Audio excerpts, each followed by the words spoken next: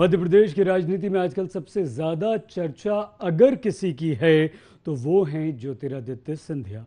Shivraj cabinet में भी ज्योतिरादित्य सिंधिया गुट का ही दबदबा है, लेकिन अब ऐसा लगता है कि बीजेपी अपने प्लान बी पर काम करना शुरू कर चुकी है। ये प्लान बी है ज्योतिरादित्य सिंधिया के दबदबे को कम करने का। बीजेपी ने इसकी शुरुआत कर दी है।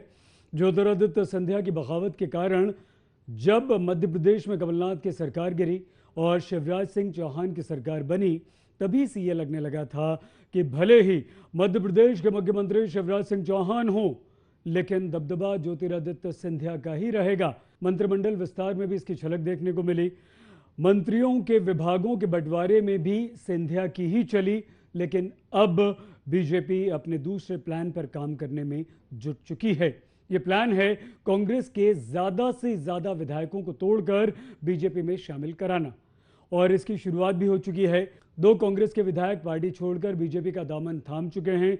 बीजेपी के कई नेता ये दावा कर रहे हैं कि अभी कई दूसरे कांग्रेसी विधायक भी उनके संपर्क में हैं। राजनीतिक जानकारों की अगर बात माने तो बीजेपी अपने इस प्लान बी से ज्योतिरादित्य सिंधिया के प्रभाव को कम करने की कोशिश में है, और इसके साथ ही बीजेपी उपचुनाव में कम से कम 9 गैर सिंधिया समर्थक नेताओं को विधायक बनाने की कोशिश कर रही है। और अगर ऐसा हो जाता है तो बीजेपी अपने दम पर सत्ता में मध्य प्रदेश में बनी रहेगी। इसके साथ ही बीजेपी को कुछ निर्दलीय विधायकों का भी समर्थन हासिल है। अभी हाल ही में शिवराज सिंह चौहान सरकार ने निर्दलीय विधायक प्रदीप जायसवाल को खनिज निगम लिमिटेड का अध्यक्ष बनाते हुए उन्हें राज्य मंत्री का दर्जा दे दिया, ताकि वो शिवराज सरकार के साथ मजबूती से खड़े रहें।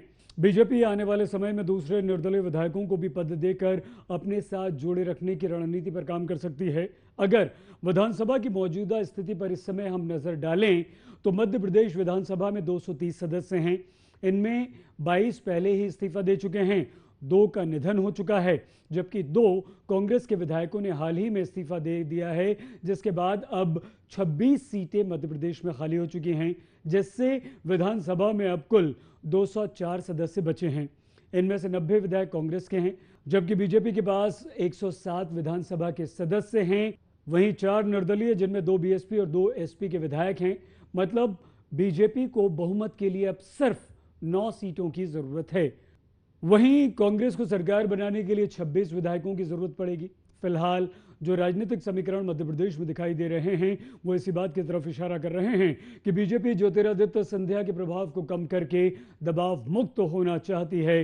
हालांकि बीजेपी अपने प्लान बी में कितनी सफल होगी इस पर अभी कुछ कहा नहीं जा सकता, लेकिन बीजेपी उस तरफ बढ़ती हुई दिखाई दे रही है। लेकिन अगर बीजेपी इसमें सफल हो गई तो शिवराज सिंह चौहान अपने बाकी के कार्यकाल को बिना किसी रोक टोक के, बिना ज्योतिरादित्य सिंधिया के दबाव के पूरा करने में सफल होंगे।